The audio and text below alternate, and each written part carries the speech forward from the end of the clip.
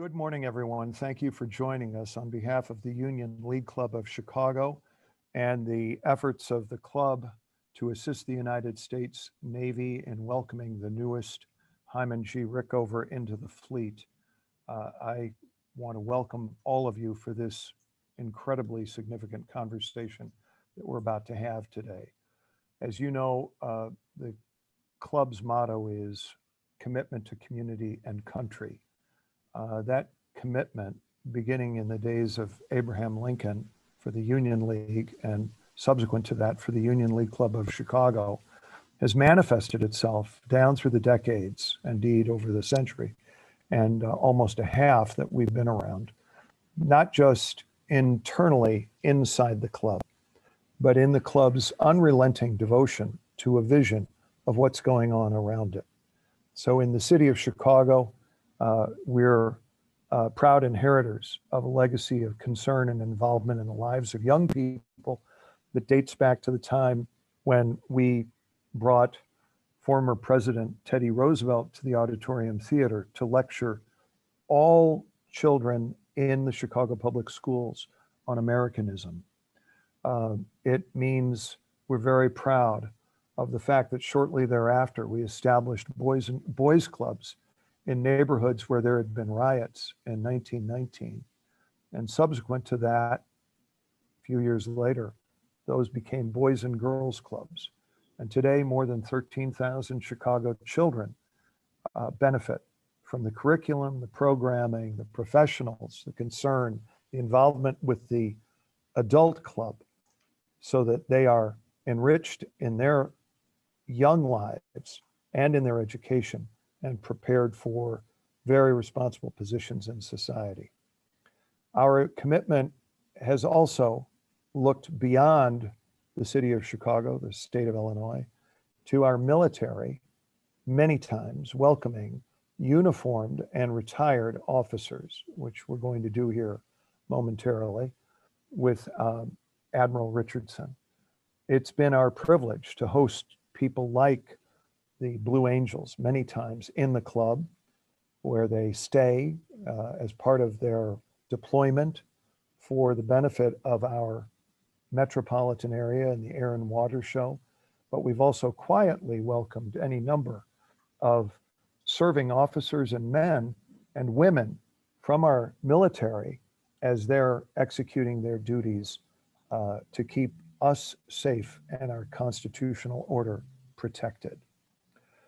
So today we're going to have a conversation in which someone with a unique vision of running the United States Navy every morning is going to chat with us about demands and concerns in this century. This is all because we're vitally involved in commissioning the new fast attack submarine named for illustrious Chicago and Hyman G. Rickover. That effort does not fund itself. It requires support. And so Steve Schlegel, one of the longtime members of the club and a devoted supporter of our military and the club's objectives and purposes, is going to come on after Admiral Richardson. I want to say I had the privilege of working as a civilian for the United States Navy, and my esteem for that institution is really unbounded, given what it's done for us over the period of our independence, and indeed in winning that independence. Admiral Richardson's a graduate of the United States Naval Academy, coming into the fleet in about 1982, submariner by training, held a variety of submarine commands, including as commanding officer for the USS Honolulu itself when it was serving a fast attack submarine. He went on to acquaint himself with issues of global strategy and policy when he was working for the Joint Forces Command, and indeed distinguished himself such that in time he became the head of our nuclear propulsion. So that's not just submarines, but surface ships as well. From that job, he was the first to go to Chief of Naval Operations. That's the individual that the President of the United States relies upon, calls in the middle of the night, do we have a carrier nearby? What's going on? There are very few people in the world who can imagine the perspective that position brings, but we're going to benefit now from hearing from Admiral Richardson, for whom we give a very warm welcome and who I ask as a start to lead us in our Pledge of Allegiance, which is a tradition here at the club. Admiral, the floor is yours after you start the pledge. Thank you, Mr. Roebling. I'll just lead the pledge. I pledge allegiance to the flag of the United States of America, to the republic for which it stands, one nation, under God, indivisible, with liberty and justice for all. Okay, well, listen, thank you for that very kind introduction. And it's just a pleasure to be here to share some time with you. I want to also thank and recognize the Union Club, just a national organization that is dedicated to everything that America stands for that's good, including the development of our youth, our young people, as Mr. Roebling highlighted. I'd also like to thank Jeff Gray, who's just a dedicated naval professional there in the city of Chicago, for connecting me with this opportunity. Jeff keeps me honest in all things Navy in Chicago and around the world. And particularly the Hyman G. Rickover Naval Academy, which is sort of a really milestone landmark institution for the development of young people in the city of Chicago, named after Admiral Rickover. You know, as I looked down through the participants too, I couldn't help but notice some key names that were key to my development. And so I'd just like to take a little bit of time to point them out. So first is Ralph Stoll. Ralph, if you're online, I saw your name there. I probably owe my entire career in the nuclear Navy to Ralph Stoll. I was a junior officer on USS Parchi, and he was my XO, my first XO ever. And I just want to say, I still remember those sit-down sessions where you were taking knucklehead Ensign Richardson and teaching him how to really be both a submariner and a nuclear trained officer. And so just so great to see you online. I also see Carl Freilich online, who was my commanding officer when I was XO. So Carl, you taught me about command a ton, taking me under your wing there on USS Salt Lake City and showing me, you know, how to deploy a submarine to the Western Pacific in style. And so, Carl, it's great to be connected. We should probably trade emails or something soon so we could kind of keep this going. Also online is Bill Browning. Bill Browning has been a friend and a mentor to me for some time. Still probably the best person to talk to when you want to know not only the history of the submarine force, but also kind of our technical history and our analytical history, and still very active in moving us forward in terms of wrestling to ground all of the opportunities that this new technology brings to us. And then finally, I think I saw online Sharon Smoot, who taught me everything I know about naval nuclear shipyards. And Sharon is just one of the smartest and highest energy people that I've ever had the pleasure to meet. And so Sharon, I hope that we stay connected as well. And thank you for everything you did to teach me. Finally, I just want to thank one person, Captain Emily Bassett, who is online. Emily is a nuclear trained surface warfare officer currently stationed up in the Puget Sound area to help with all the reactor officers up there on aircraft carriers. And Emily's helped me on a number of occasions, including this talk, to just sort of see into my blind spots, which you'll understand a little bit better as I get going.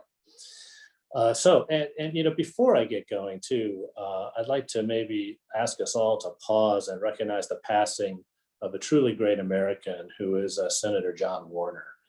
Senator Warner was, as the chairman of the Senate Armed Services Committee, just Secretary of the Navy, a great friend of the United States Navy, a true world-class statesman, the example for all of us for graciousness and generosity. was a great friend of Admiral Rickover. He and Admiral Rickover did some tremendous teaming up. I got to know Senator Warner quite a bit as the Director of Naval Reactors and CNO. And so let's all just take a few moments in silence to recognize the passing of a truly great American.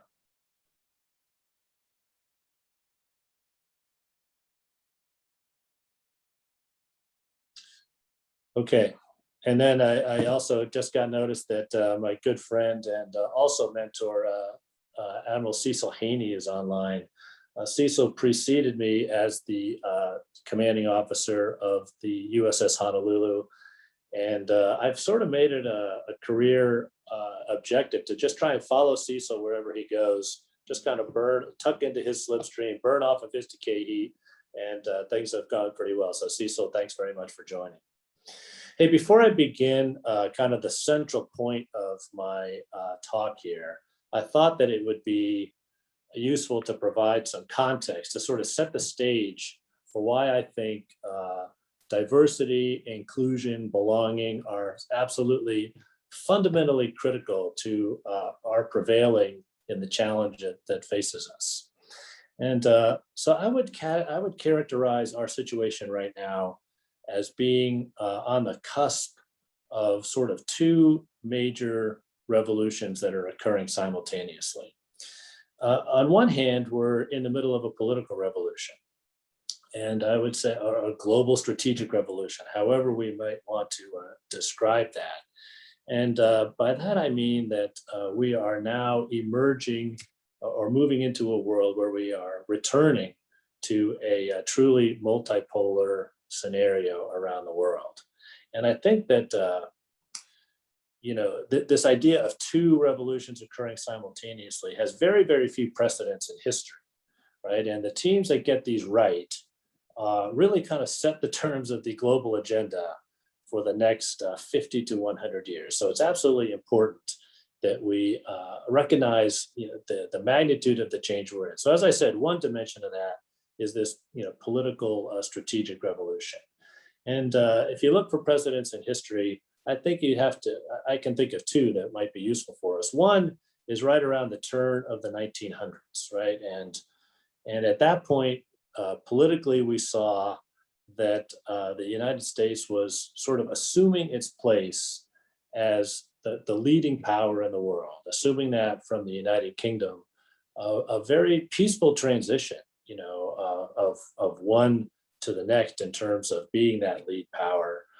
And simultaneously, the technological revolution that was going on at the time was really the Industrial Revolution, which had started a little bit earlier, but it was really manifesting itself, particularly in the maritime forces, the maritime dimension.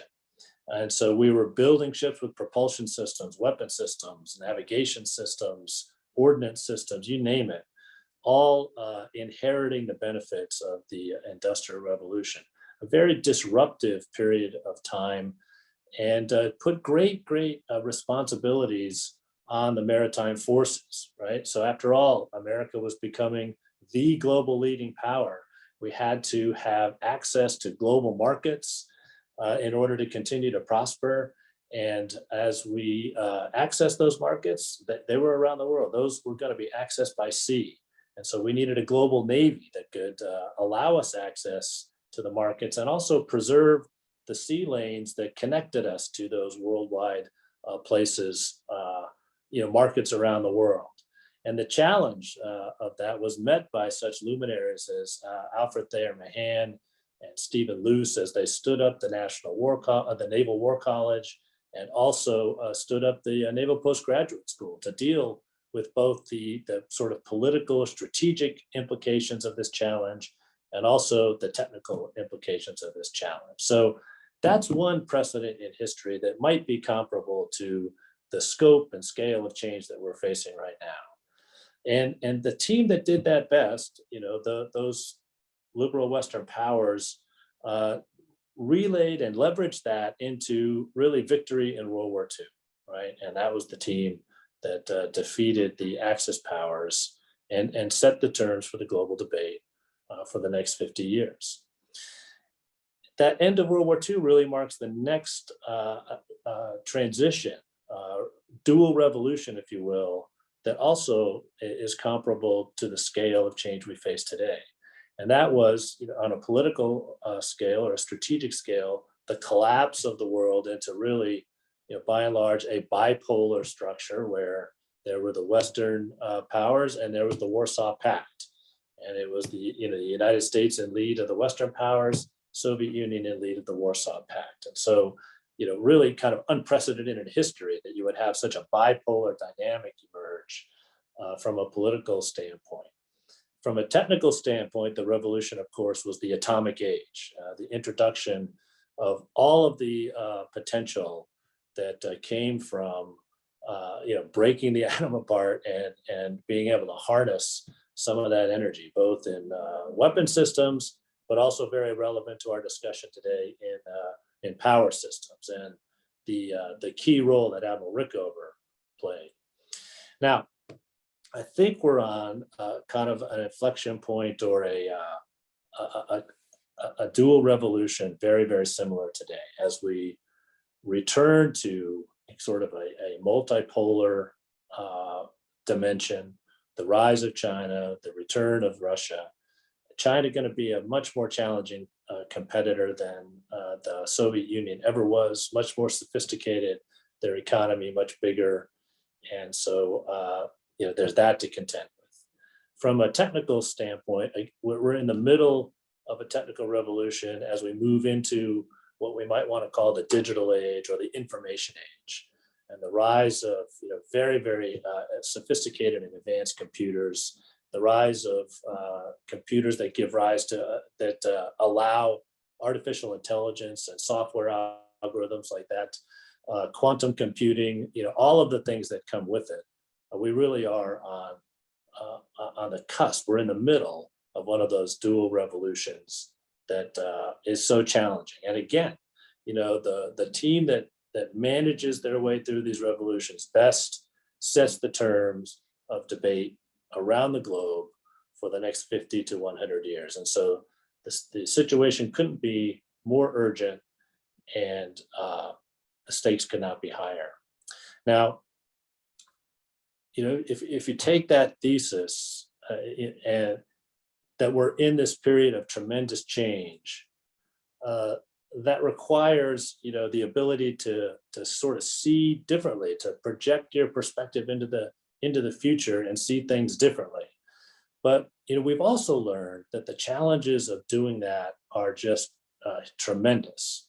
And again, the challenge comes in both dimensions of the change, in both the political and the strategic dimension, the human dimension, and also in the technological dimension. And so in the human dimension, we've made some tremendous advances in the field of understanding how people think, particularly understanding how people make decisions, and how those decisions are so heavily influenced by biases, sometimes conscious, often unconscious, that really influence and affect our decisions in ways that remarkably sometimes are not even in our best interest, right? And so things like sunk cost bias and confirmation bias, all of these, and there are more, all of these things tend to keep us on the track that we're on, right? Rather than shift over to address a new situation. And so, from a social political standpoint, tremendous force to try and maintain course and speed, if you will, rather than change all of these biases. And it's the same thing in the technical world as well. As adept and agile as maybe the scientific community likes to consider itself, and everything that the scientific method brings. If you read sort of the philosophers of science, Thomas Kuhn, et cetera, you know that the tendency is to try and fit all of the experimental results into the current scientific paradigm. Okay, even when those results don't quite fit, right? We'll figure out a way to kind of jam them in. We'll jimmy them on in, and we'll do this almost to the point where it's literally impossible to explain what we're observing with the current paradigm, and that's usually about the time that it all kind of somebody comes along and says, well, if we just think about it this way, maybe that paradigm is not right and we need to shift our thinking. But it's only after an overwhelming and convincing body of evidence convinces us that we need to think differently. A classic example is sort of the shift from Newtonian physics to quantum physics, kind of, again, back at that 1900 time frame. So my point being, the challenge is tremendous. We are in the middle of tremendous change, both from a human dimension and a technical dimension. And the challenge of working our way through these changes, from seeing that things must change, are very great. The human tendency is to maintain course and speed. The technological tendency is also often to try and fit results into the current system. And so, a very, very difficult situation that we find ourselves into. So what does this portend for our future? Well, I think that the advantage going forward will be found with the team that can best see around the corners and peer into their own blind spots. And with respect to blind spots, we all have them. I've got to tell you that, mine are pretty huge. I learned as the head of the submarine force a lot of lessons as we were integrating women into the submarine force. We did that when it was on my watch. And there were a lot of people who, for pretty good reasons, they had pretty good arguments, thought that this was not a great idea. And in fact, we were really kind of going through three different simultaneous challenges in the submarine force all at the same time. On one hand, we were going to integrate women on board submarines.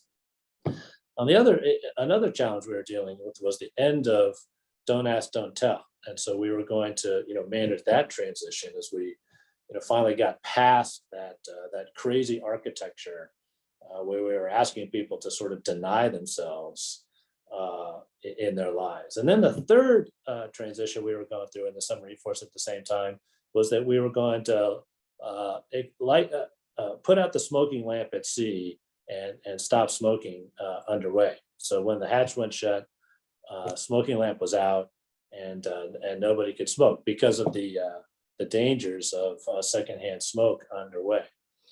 And my prediction, as we sort of kept these three challenges and moved through them all, was that far and away, the most challenging one was going to be, on the waterfront, was going to be integrating women. That was going to be the toughest challenge, and the one that, our force, I guess, needed to work hardest to work through. And I've got to tell you that hypothesis was completely wrong. And by virtue of a number of all hands calls with the force and a number of leader sessions with the force, I learned pretty quickly that our team had very, very little problem with Don't Ask, Don't Tell. As always, the sailors knew what was going on, way better than anybody else. They had already moved past that, and that was actually not an issue at all. The challenge of integrating women was also something that they seemed largely ready for, right? They were prepared for it. That seemed to make sense to them. And so, remarkably little resistance on the waterfront towards integrating women. And so we continued with the program. The big surprise for me was that it was the smoke, right? That was the thing. It's like, hey, look, Don't Ask, Don't Tell, that's not a problem. Integrating women, ready to do that. The smoking thing, I got issues with that. And so anyway, that one was the one that we had to really kind of put the most effort into. And as you all know, we went through with integrating women. It's made us a better force. It's gone, I think, remarkably well. The feedback from those women who were the pioneers, they were the key to our success. And by virtue of them and their successors, we continue to bring women into the force in solid numbers, and we're a better force because of it. We're still not done, right? I think that there's still a lot to learn in terms of just optimizing that team, as always, and we'll continue to learn and incorporate the feedback that we get. But my point being, my hypothesis with this, that this was going to be the most difficult challenge that we had, and it was not. And there were so many more times where my, what I thought I understood, even as the CNO, in terms of what challenged our sailors, was just off the mark, completely wrong, and was validated by discussions with many, many focus groups. Right, I used to love to hold focus groups, small sessions with 10 to 12 sailors who were members of the target group that I was trying to understand, and we did a number of them. And I would usually go into these sessions with my understanding of what I thought were the challenges that they faced and how I might act to make things better for them. And through the discussions, which were remarkably open and frank, I learned that there were things that I thought were a big deal that were actually not a problem, and things that I wasn't even aware of that were really troubling them in terms of contributing to their fullest potential. So often, in fact, most of the time, I was wrong, right? What I thought was a concern was not a concern. I was completely blind to what were the actual concerns. And some of those concerns were a lot more troublesome and a lot more limiting than I had ever imagined. So what do we make of all this? Well, just to review, we're in a time of tremendous, in fact, epical change. And the team that gets it right will define the terms of the debate for the next century. So we've got to get this right. And managing, change at that scale just requires a huge dose of humility, right? Everything that we are doing as we move through this, we have to treat not so much as, a solid plan, but just, our best educated guess at the time. And so we want to move through there with initiative. We want to seize opportunities where we can, but we also want to make sort of the fewest mistakes as we move through this. We want to have fewer blind spots than our enemies and competitors.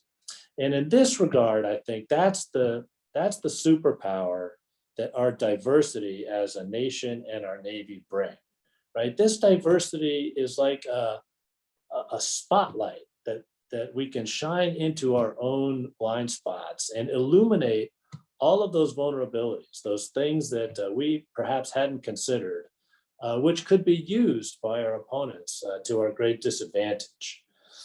And so we should use this diversity as sort of our special and unique weapon to develop, the most resilient and comprehensive way forward. And this means that we've got to create the conditions for all parts of our country to participate, right? The Navy brings in 40,000 new recruits every year, right up the road from Chicago there in Great Lakes. And they come from all over the country, and they come from every possible community and ethnic background that you can imagine. And we need their perspectives and their contributions, and we need them as vigorously as they can possibly present them. We need to reduce all obstacles for that contribution, because that's going to be the thing that allows us to put together the best path and adapt as we go through this time of great change. We've got to be open to that contribution, and also to the lessons that we'll learn, right? Different elements of that, different communities, different aspects of our Navy team will move, and we'll learn from each other. And I've got to tell you, from my personal experience, this usually, when I'm learning in this context, it feels very frustrating, right? My first reaction is just kind of frustration, and there's a temptation to try and shut it all down just because you want to move forward. But I've kind of tried to condition myself that that frustration, it sometimes hurt because it's showing me in really stark terms, where I missed something, right? Where I fell short. And so, you're shining a light into, somewhere where you were perhaps weakest. And that's never comfortable. but it's absolutely essential that we do that. And so our attitude should be to share these ideas from throughout and across our Navy, across our country, as quickly and broadly as we possibly can. So that all of those, in fact, I commissioned them as CNO, right? I could not possibly achieve the perspective of an African-American sailor or a female sailor, no matter how hard I tried. But I did deputize those groups, even on my personal staff, to come on in and help me be the best chief of naval operations, the best leader that I could for our entire Navy, right? So that I didn't miss an opportunity or certainly make some kind of a mistake that would somehow make it harder or offend a major part of our Navy. And so, that would be, I think, my message. In this time of great change, the team that navigates through it the best will be, they will call the shots for the next century. Navigating through time of great change is very, very difficult. From the human perspective, we have a tremendous amount of biases and predispositions and prejudices that will tend to keep us on the track that we're on.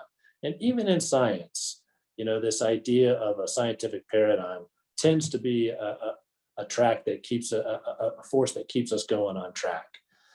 One of our greatest hopes is that our diverse team will help us see all of those things, will help us overcome those biases, that will help us see beyond our current paradigms and help us track through this time of great change by seizing the most opportunity and certainly making the fewest errors. Now, just in closing, we have to also be conscious that we're talking about the commissioning, the eventual commissioning of a submarine named after Admiral Rickover. And, we all know that before Admiral Rickover was Admiral Rickover, Hyman Rickover was a Jewish immigrant who came from Poland as his family fled the Russian pogroms that were clearing out Jews out of Eastern Europe. And they landed in New York and quickly went to Chicago. And both in Chicago and in the Navy, Admiral Rickover, he was a diverse person, right? He was an element of that diversity. And if you think of the contribution that he made by all of us being open and sometimes even reluctantly open, sometimes it took some visionaries to help us see what he saw. He helped us move the United States through one of those epical, dual changes, right? At the beginning of the Cold War, as we settled down into that bipolar structure, and also certainly as we learned to discipline the amazing technology that atomic energy brought. So we have a lot to learn from the example of Admiral Rickover. We have a lot to learn from others like Admiral Rickover, those diverse members of our Navy, of our submarine force, of our nation, to help us navigate this time of great change. And so that's my thesis. I'll pause there for any questions. Again, I want to thank everybody who helped me put these thoughts together, Emily in particular, and I'm ready for your questions. Thanks so much.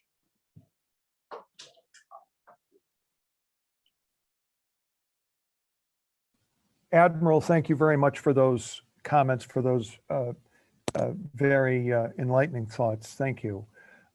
Questions are already starting to come in. You can use the chat function that is before you on your screen, and I will get them to the Admiral as quickly as I can so that we can cover as much ground as possible. Admiral, first question from Greg Huber.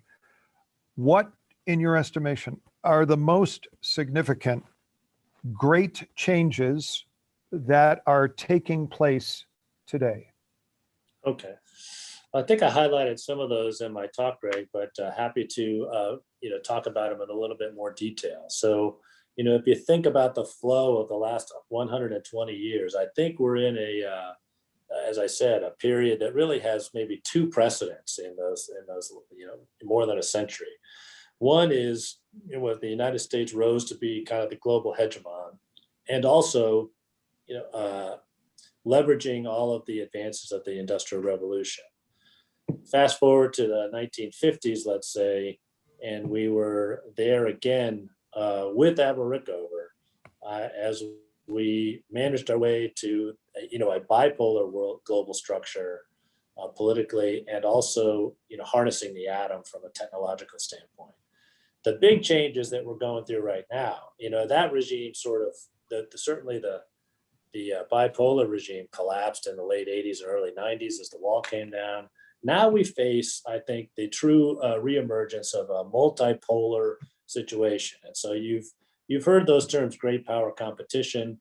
That only happens when there are other great powers, right? And so we're moving from a period of about, let's say, 20, 25 years where the United States could legitimately be thought of as the sole superpower, into a time now where we've got the rise of some peer competitors, right? And so both, from a military standpoint, but also from an economic standpoint, that's a pretty big change. And I think it's going to be an unprecedented change in terms of, managing that China's rise and the return of Russia. China's going to be a very sophisticated enemy. They've studied world history very hard. They're going to have a tremendous economy. They're already twice as big as the Warsaw Pact was at its peak in terms of economic power. From a technological standpoint, we're really going through an amazing revolution with artificial intelligence, machine learning, quantum computing, directed energy. We're moving into space in unprecedented ways. And so I think that, all of that is going to change the way that we live, right? I mean, think about, driving a Tesla versus driving, a car even 10 years ago, right? So all of that, I think, is really how, at the high level, I would capture, the major forces that are defining our period of change.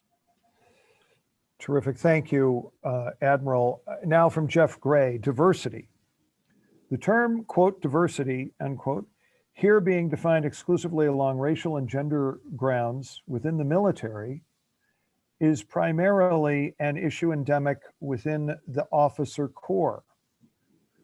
Jeff points out, recent historical trends demonstrate that the military's enlisted ranks have a tendency to be more diverse, more representative of the nation's population as a whole. Thus, the problem facing civilian and military leaders is how to get the officer corps to more accurately reflect the diversity found in its enlisted ranks. Now, Jeff asks, would you say that this is a reasonable characterization of the problem? And if so, how important is it for civilian and military leaders to pay special attention to who merits getting admitted into the officer corps? How can civilian and military leaders be assured fairness in the various processes and methods currently used to identify, recruit, and admit new officers into the military are indeed fair? Yeah, well, that's a great question. And, Jeff, I thought we were buds. I thought you maybe could give me a little bit of a heads up that you were going to ask a fastball question like that, huh? Anyway, I would characterize it like this.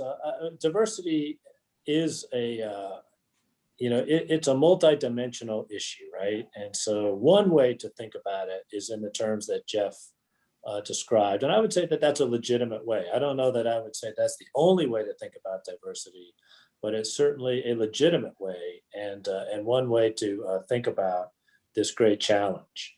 And Jeff is also accurate that if we think about it that way in terms of numbers of people of color, numbers of women, those sorts of things, that the officer corps is more challenged than the enlisted ranks in that regard. And that's you just take a look at the map. So we dove into that quite a bit, and I would say that I took away a couple of major lessons among many. One is that just because the numbers are better in the enlisted ranks, let's not kid ourselves for a moment that the situation is done there or solved, and we don't need to pay attention. What I found out of those focus groups is that the amount of headwinds that our sailors face, our sailors of color, our female sailors, etc., the things that they have to contend with just on a daily basis to get through their daily work, right? They're just trying to be the best sailors that they can be. Were amazing. It was just, like this headway that they had, this current that they had to work through and certainly there were those sort of really high visibility and terrible situations, but even more so were just kind of the day-to-day resistances that over time can just wear a person down. And so I found that present in both the officer and the enlisted ranks. So there's that. With respect to the officer corps, I would say that as we bring the crowd of O1s, ensigns, let's say in the Navy, or second lieutenants, that's a much more diverse population than it is, let's say, 25 years later, as we look at that same class when they were 06s, right, captains and colonels. And so, why is that? Why do our diverse officers leave the Navy in greater numbers than their counterparts, their non-diverse counterparts? And again, I think it's, you look at promotion boards, and again, just looking at ratios, the numbers going in and the numbers coming out are pretty close. But I think what happens is, as our officers, our diverse officers, our officers of color, our female officers, just as they contend with these day-to-day frustrations and forces, it just becomes exhausting, right? And their opportunities outside the Navy are tremendous, and they're extremely talented, and they just choose those other opportunities. And so, how to work with that? Well, I was always a fan of, let's make sure that our policies and how we behave are as fair as we possibly can make them. And so, we've got to really dive in on behaviors rather than trying to, create I mean, it's great if you can teach somebody to think differently, right? But in the meantime, let's take kind of an Aristotelian approach and get their behaviors and habits more in line, more equal across the board. And and the questions we ask are very, very key, right? So let's take a quick tour through history here.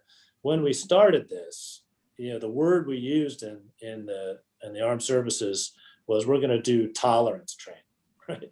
Well, I mean, the worst possible word you could probably think about right now, right? Particularly if you're the population being tolerated, right? So we moved past that into diversity.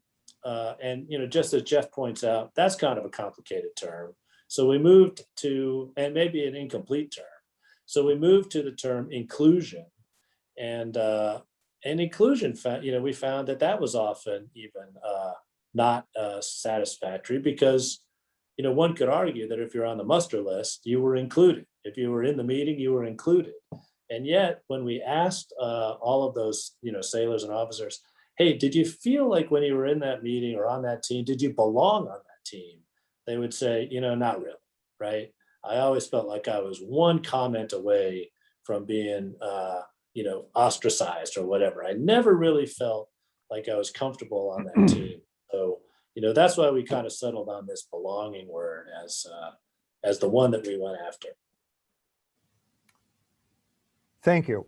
Admiral, we've got a bunch of questions, and I'm not going to compare you to anybody who actually runs for office, but we're going to need perhaps as much concision in your replies as you showed, I am sure, in your orders as issued from the CNO's office. Richard Yant asks, and this I think comes directly out of your last response, so therefore, how would you respond to today's AP headline, which unfortunately read, quote, deep-rooted racism and discrimination permeate the United States military, unquote. That must break your heart. Well, it breaks my heart, and I haven't read that headline, so I'm kind of confronting this at face value. And I would say this, right? As I said, the United States Navy brings into its ranks 40,000 people from around the country every single year, and we take that time at boot camp. We don't make any assumptions about their value system as they're coming in, right? And there's a wide spectrum, as you can imagine. Some people are running towards the Navy. Some people are running away from terrible situations in their lives. And but we start, right? We start actually before a boot camp, and we start to instill in them the values that we believe are central to being an effective member of the United States Navy. And they're the values that made this country great, right? That everybody has a chance to succeed. We should all be treated equally, et cetera. We start on that, right? And it's a process that we do the very best we can in boot camp, and then it should continue on after that. And so, we are a reflection of the country. I think that the country is wrestling with this on a national scale. And, by virtue of the fact that we are an all volunteer force that comes, our sailors they come from that country. And so we shouldn't be surprised that, we represent everything that America is, including its challenges in this area. And we'll continue to work on it. Terrific. Thank you. Richard Severinghouse asks, Admiral, do you see our national education systems as able to provide the necessary talent in sufficient numbers to help not just the nation, but the Navy navigate through these times of great change? Yeah. Richard Severinghouse, another, colleague. As you all know, Admiral Rickover was very dedicated to education, right? And wrote a book about it, was, involved in it. And all of the schools that he set up to educate the nuclear trained Navy, reflected his deep dedication to education. And I would say that, I'm not an expert in the status of our education system. And so I'll be reluctant to comment on that. And again, it's not homogeneous, right? There are some areas where I would judge it as outstanding, and other areas where I would judge it as in need of improvement. But I will say, I firmly believe that a solid education system is absolutely essential to us not only navigating our way through this challenge, but navigating our way through this major challenge that faces us, this tremendous sea change that the nation is going through, and will be pivotal for us to address, the challenges going forward, both from a human standpoint and also from a technological standpoint. And so I would do everything we could to improve our education system. Thank you. Carl Freilich, quote, I'm aligned with your points on using the talents of a diverse team to make the transition from existing legacy to new operating curves. In my experience, the key to achieving such gains is to incorporate repeatable processes so that all share the same reality. Your thoughts on how we formalize our approach to bring in ideas and then implement the best ideas? Yeah. Well, Captain Freilich, I still have to call you Captain. Sorry if, it goes back to habits, right? My habit is to call Carl Freilich my captain. And so, and I think that that's what we're about, right? There's a great book I would recommend by a very, very smart person who works at the American Enterprise Institute. His name is Yuval Levin, and the book is called A Time to Build. And he talks about the same thing. What can we do to start to get kind of back on track to strengthen those institutions that made our country great and will be pivotal. Again, serving as the foundation for us to succeed going forward. And so I think a lot of these the answers to your questions, Captain, come from some of the central tenets of the nuclear Navy, again with Admiral Rickover, right? Some of the best ideas, they can come from anywhere in the organization. So we've got to be mindful that even the most junior sailor can have, the pivotal or essential or critical idea. And so we've got to be listening to everybody and making it kind of an environment where everybody feels like they can contribute and pitch in. And then, when we adopt an idea, again, it's kind of, use the scientific method, if you will, right? So the first part of that is going to be, hey, is this, let's put together a trial period. Let's be mindful that while this sounds good, it's a complicated environment and it may not turn out exactly as we thought it would. And we've got to be ready to adapt. And then, just as Captain Freilich mentioned, it's about, instilling those habits. And, the United States Navy and the military still has tremendous ability to just, in terms of formation of our young people, right? We've got those schools that I mentioned, boot camp and all of the schools and the culture and the on-the-job training and unit training and everything else. It's a culture that strengthens those types of things. And so we should not be shy about using all of those tools that we've got to continue this formation, develop those habits, right? Through those repetitive processes that you mentioned to kind of instill those behaviors that we think are going to allow us to prevail. Terrific. Thank you. Guy Higgins, quote, research has shown that telling someone they need to change their behavior is frequently counterproductive, and that facilitating their own self-discovery of the need for change is a better approach.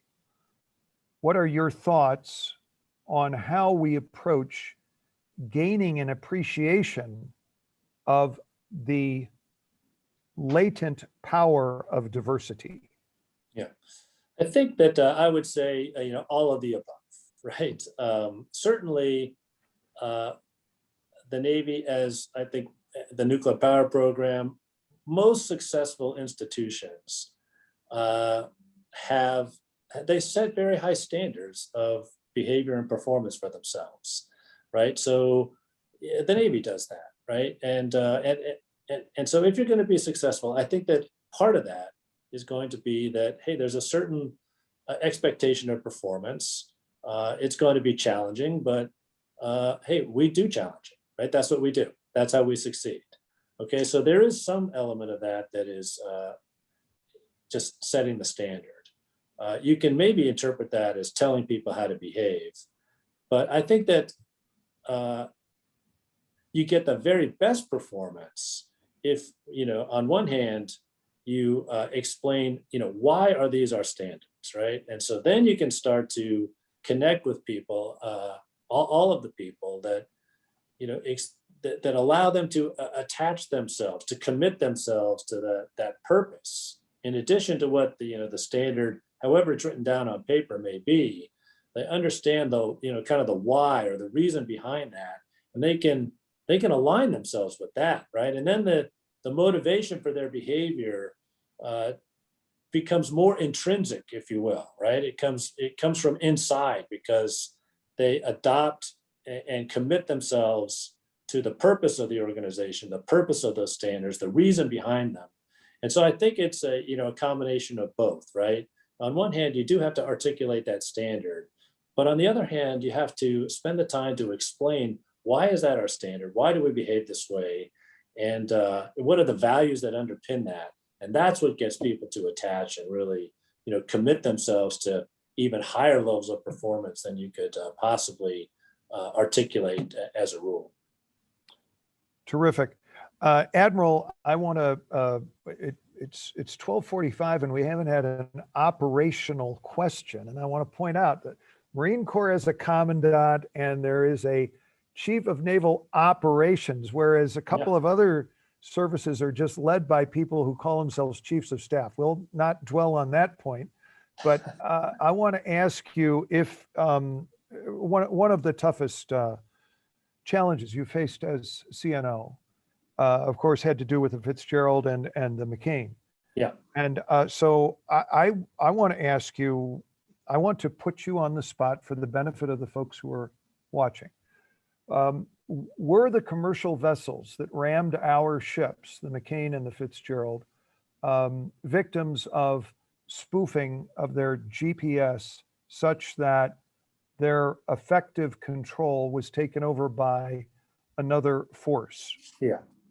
Okay. So a great question, Mr. Roebling. Thanks for asking it. And let me just say that we investigated that as thoroughly as possible, right? We sent some of the best teams from the Navy. In fact, the Navy's got a pretty good cyber warfare capability, okay?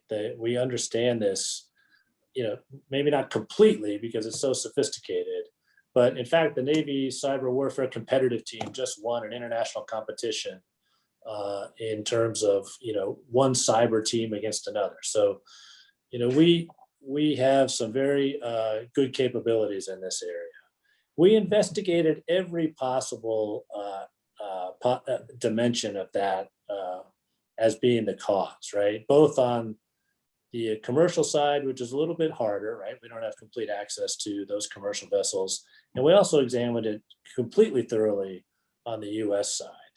And to the greatest degree possible, in fact, we saw no evidence of any of that anywhere on either side.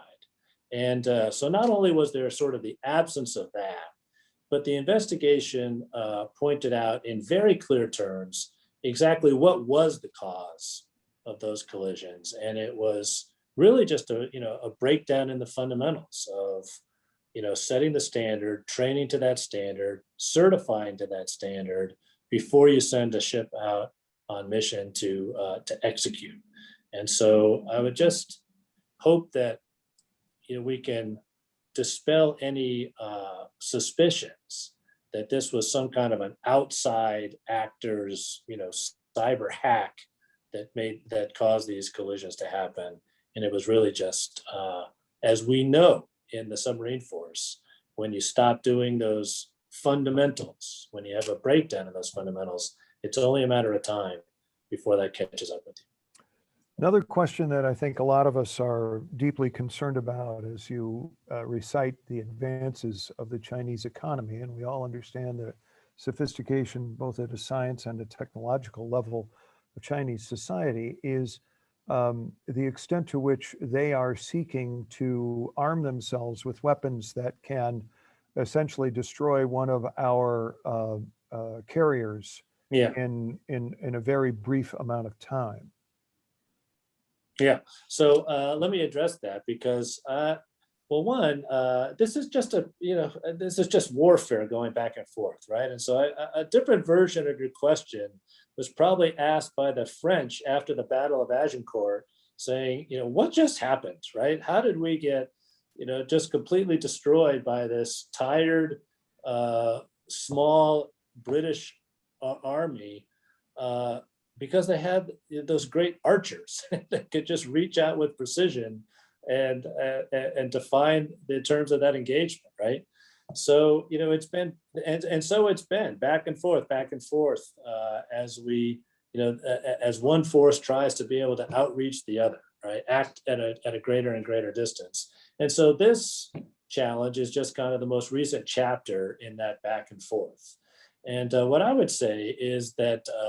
While that is a significant capability, one, it comes at great investment on the part of the Chinese, and so in terms of imposing a cost, the Navy has done a sizable job. The U.S. Navy has done a sizable job imposing that cost, as well. if you think about all of the things that have to happen in order to consummate a successful engagement at that range, right? You have to first find the aircraft carrier, let's say, and that thing is moving, and because of nuclear power, it can move fast for a long time, right? And so it's constantly on the move, and so it's got to be seen. Then once it's seen, it's got to be tracked. Once it's tracked, it's got to be solved for so that you can have an aim point for that long-range weapon. All of that information has to be transferred back to a central system. It has to be put into the missile. The missile has to be brought to bear. It has to launch and then sense itself, hone in on the target, and consummate the engagement. Every one of those steps can be a vulnerability and can be exploited. And so I would say that, some of these advanced technologies that are coming online now, have the potential to completely swing the pendulum from the offense to the defense if they're properly employed, and interrupt that kill chain, what we call it, in many, many ways. And so I'm very optimistic that we're going to be just fine. And even right now, right, as I speak to you, a well and smartly operated carrier strike group can do tremendous amount of good for the country and stay safe in the current regime. And that's only going to get better as these technologies get to the fleet. When I served a variety of members of Congress and interacted with your representatives over there in the Rayburn building, for instance, it was the Reagan administration. And there were a lot of people who spoke about a 600 ship Navy. Mm-hmm. When you were CNO, you spoke about a 355 ship Navy. Not that the number necessarily has any magic to it, but it gives a sense of the dimension of the fleet force. Sure. Where for those of us on the call today, where are we today? And in your estimation, where do we need to be given the threats and the emerging threats that we're going to face during the life cycle of our current materiel? Okay, great question. So, I talked a lot kind of at the global, at a high level about these changes that are that we're in the middle of, that are going on all around us. And I think for the people that I saw on the call, we're all kind of, maritime professionals in many ways. And we can see right away that those changes are going to place a tremendous amount of responsibility and burden on maritime forces, right? The Pacific is a maritime theater in many, many ways. And so we've got to make sure that, we have a Navy that can live up to those responsibilities. And that was the question we asked a number of think tanks when I first became CNO, not just us, but a number of people. Hey, here's the situation as we see it. What's the Navy that we need to meet those responsibilities? And the conclusion we came to was that, everybody came in with their answer, and 355 was just the number that best represented kind of the wisdom of the crowd. I would say going forward, I wouldn't come off that number. Some estimates have even plussed that up some. And then as we think about, the naval power that can be achieved by the combination of an unmanned platform and sophisticated autonomy, we don't, what defines a ship going forward? If it can put together a force package that can deliver naval power, it doesn't necessarily have to be manned. And so as we think about our naval force going forward, we really have to, again, think anew, think fresh. Some of those platforms are always going to be manned. Warfare is going to continue to be a battle of one mind against the other, right? Both learning and adapting at the same time. But, we have this technological revolution underway, which allows unmanned autonomous platforms to be much, much more capable than they were. And if we're not leveraging that, we're missing a march in a big way. Funny you should say, I just had a briefing on let's say, submersible drones in an allies Navy. And there are great advances that are being made. Pat Scanlon was one of the first to use the function today and he said something. I told him I was going to quote him, so shamelessly now I do. Pat said, you know, we've got to. I want to get his words precisely because it was very well considered. Blessings this Memorial Day weekend to all veterans and their families, the families that have supported them over all of these years. Memorial Day weekend causes me to ask you, when did you decide to join the Uniformed Services of the United States? When did you decide to become a member of the armed forces and indeed the Navy? And what would you like to tell us about civilian celebration of Memorial Day? Yeah. Well, I think like many sailors, you know, I picked up what might be called an ethic of service from my father. And so my father was in the Navy. And, you know, I remember vividly, yeah, I was the oldest of 6 kids. And, you know, my dad was a submariner. And so, you know, when he got underway, it was incommunicado, right? And I remember those times where my dad would have his sea bag packed, and we would all be gathered in the living room, and we would say goodbye to my dad, and he would be gone for months at a time, and we would not hear from him. And you know what? I mean, just to your point, Chris, it is, you know, a team effort, if you will, not only the service members, but also those families that stay behind and make that all possible, shoulder to shoulder. It's not supporting, it's everybody standing shoulder to shoulder to deliver this security.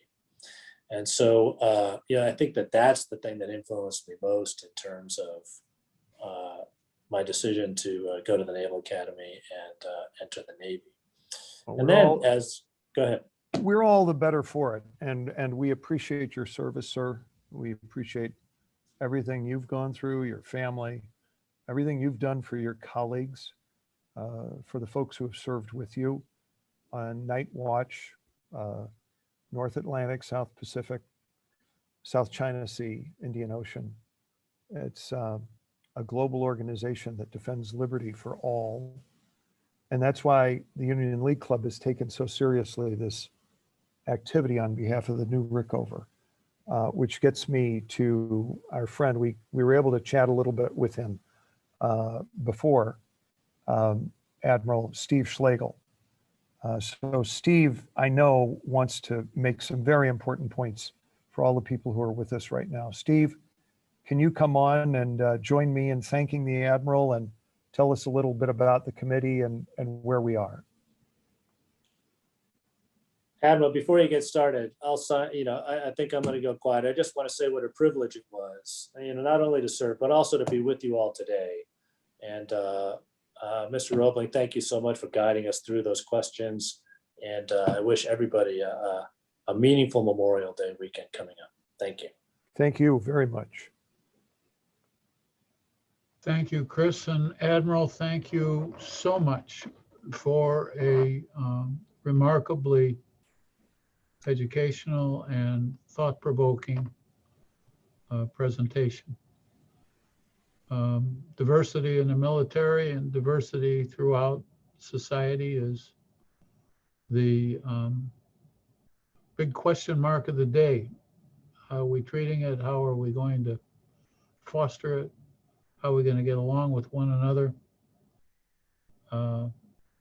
in support of a tradition of this country to welcome folks from all over the world? It really is, as you pointed out, perhaps America's greatest weapon. And if we can use it as a weapon for positive change and life improving habits and behaviors, we're going to come a long way, and we're going to be looking at a really better future for all. The Union League Club has, as I've told folks regularly, the largest impact in terms of running Boys and Girls Clubs operations in the city of Chicago. It's one of the largest organizations in the entire 5,000 Boys and Girls Clubs organizations throughout the world. The Boys and Girls Clubs of America has a site at every single military installation at which there are families staying all over the world, and not too many people know it, but I'm proud to be part of that. And I'm proud to say that the U.S. Navy, through its outreach and its Sea Perch program, through our friends at Great Lakes, have established at the Union League Boys and Girls Clubs a robotic submarine program that for the last 3 years has led the nation in terms of teaching elementary school level children and high school level children some of the basics of robotic operation, submarine operation, competition in warfare, so to speak, usually in swimming pools about plastic submarines. But the point is that we're all part of the effort to support the efforts of underprivileged children in Chicago and around the country to get through high school, get the abilities to get out there and continue their education. It happens that the military and the Navy in particular is a great opportunity for our high school graduates from our programs.